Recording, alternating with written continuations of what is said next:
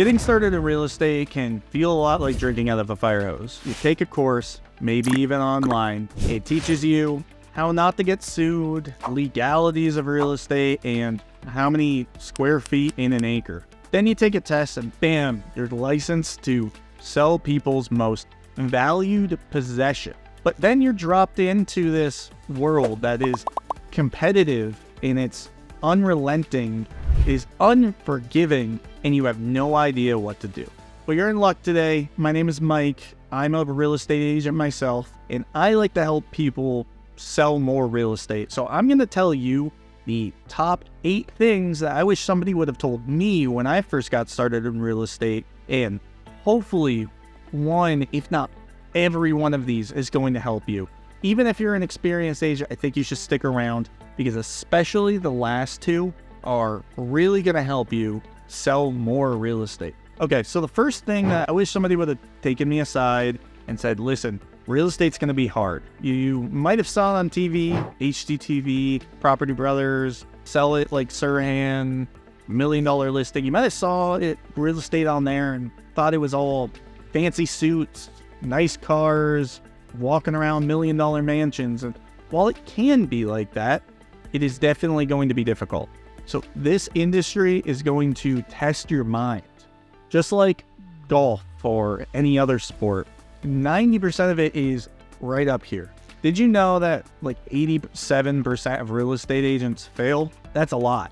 87% of real estate agents fail. And that's because they didn't realize how hard it was going to be and they failed to prepare. Again, that's why I'm here to give you the best tips. Again, subscribe and ring the bell if you want to get more tips on how to be the best agent and not be a statistic like the 87%. The second thing I wish somebody would have told me was that we're in a sales business. What do I mean by that? It might seem on the surface that we are primarily a service-based business, and we are, but real estate is a sales-based business. Whenever you're a business owner, which you are now as a real estate agent, by the way, whenever you're a business owner, you have 2 areas of business. The first one is your chosen profession, your chosen field, your chosen service. And the second one is lead generation.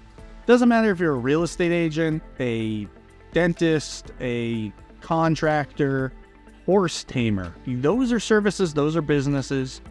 They all have to have lead generation as part of their business. Now, you have whatever your chosen profession is. Again, in our case, it's real estate agents, and you have lead generation. You have to go out and actively talk to people and sell. You're not going to make a post on social media and all of a sudden get 20 calls saying somebody wants to buy or sell a house.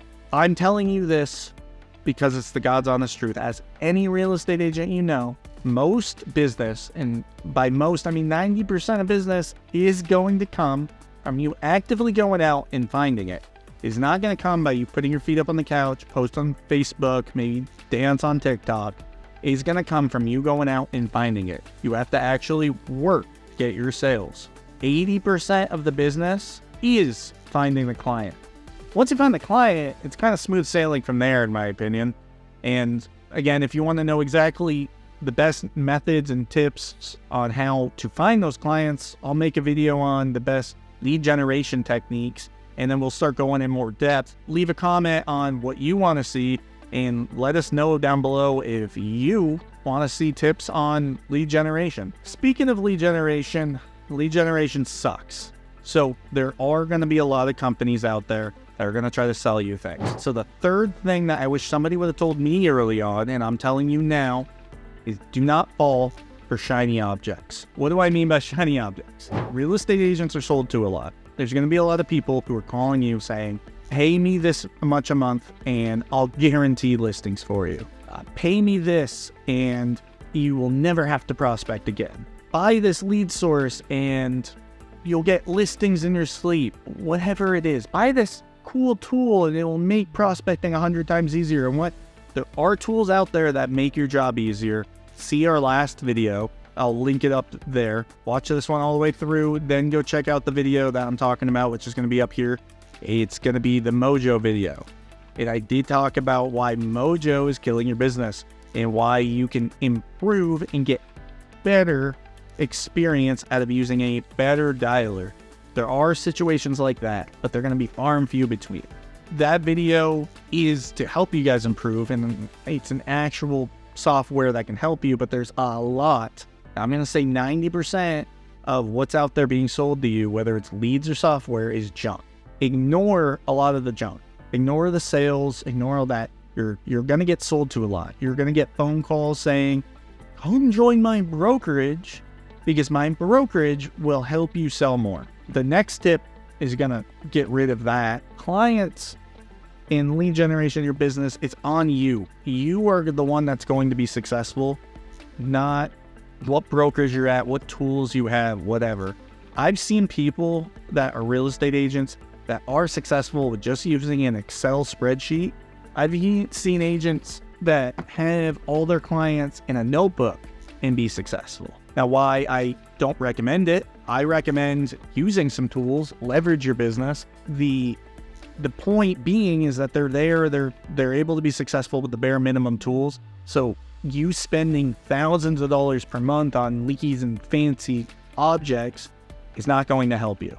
This is the one that I messed up with the best. I'm speaking to my past self directly here in this video, and especially this one, because I spent a lot and wasted a lot of money on stuff I didn't need. Somebody would call me and they would promise the world, and I would say, take my money. And then 2-3 months later, I'm like, well, I got nothing out of it. No sales, nothing, and I lost money. And it took me a long time to figure that out, but find something that works, stick with it. Don't fall for every shiny object under the sun. Number 4, I alluded to a second ago, but people do business with you. They don't do business with the logo on the sign. They don't do business with your brokerage. They don't do business with your stats. They're doing business with you. Somebody is not going to use you as their agent because you proved to them that you sold 100 homes last year. Now, that can help you. You can leverage it. It can build credibility, sure. But you as a new agent, this is why I'm bringing this up. You as a new agent that has never sold a house before, can go toe to toe with agents that have sold plenty of houses. I also wish they would have told me that clients aren't doing business with the brokerage. I jumped brokerages a bunch of times because somebody would tell me, hey, you need to be with this brokerage because they're the most known in this area. They're not doing business with the brokerage, they're doing business with you. Clients are going to connect with you, they're going to trust you, they're going to do business with you. Now, there is things you can do to help improve your odds, which again, like, subscribe, and ring the bell for more videos on how to actually go out there, talk to them, get in front of them, and get them to sign with you. But what I'm saying is it's 100% possible with no sales. I'm talking directly to my past self here and anybody that might help this, because I remember thinking, oh, why would they go with me, a brand new agent? I was fearing the question of how many homes have you sold, because it's really easy to think me as a new agent, they'll never use me. They're going to go with the very experienced agents. And that's just not true. I started that way. Every agent, the biggest agents in the world, started without a single sale, and somebody is going to list or buy with you. And guess what? Nowadays, people don't list and buy with me because of my fancy 100-point marketing plan.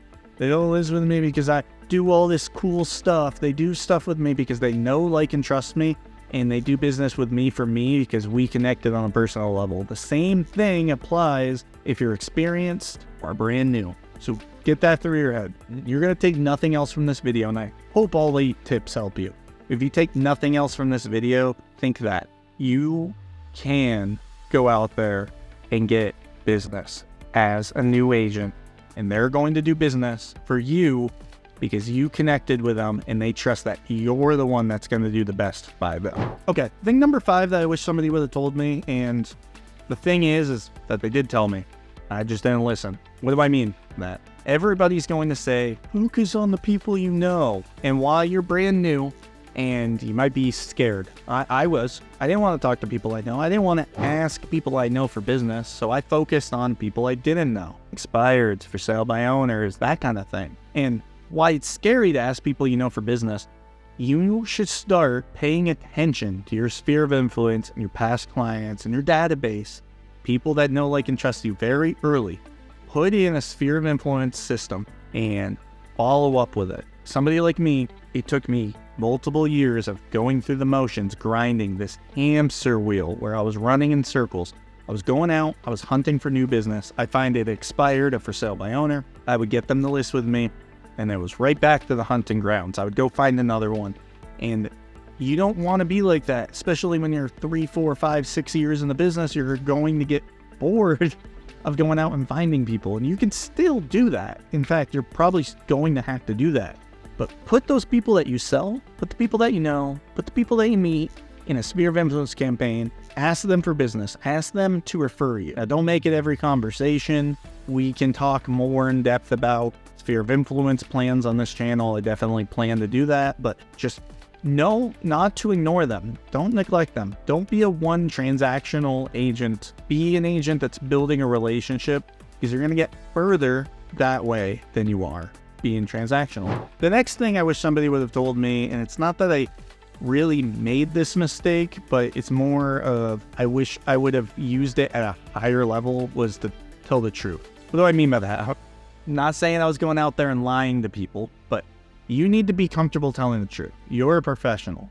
So if you're going into someone's house and they're asking you for an opinion on their price because they want to sell, and their number for some reason is way higher than what the number that the market's actually telling them, tell them the truth. Don't yes men people. I get it. You might be hungry for business, and you might need the money. Just because somebody wants more for their house doesn't mean it's true. So be an agent. He's a guy that is a service, that is a true professional that's going to tell them the truth about their house. Listen, your house is only worth $500,000 according to this, right? Don't lie to them per se and pretend that you're gonna be able to do something that you can't do, right? Same thing is if there's ever a mistake. I remember my first mistake in real estate. We're all human. We make them. It doesn't matter if you're professional and we do this every day of our lives. You're going to make a mistake, or even better yet, you just don't know something. Be honest about it. You know, say you make a mistake, Mr. Seller, Mr. Prospect, Mr. Client, I messed up, but this is what happened and this is how we're going to fix it. Or, you know, I don't know the answer to that, but I will go and find out. Don't pretend to know everything, and don't pretend like you don't make mistakes. We all do.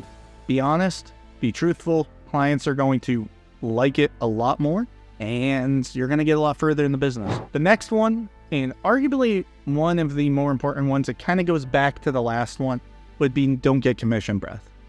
When your bank account's rearing close to zero, it is very easy to want to do anything to make money. And it's true. With real estate, they're very sporadic.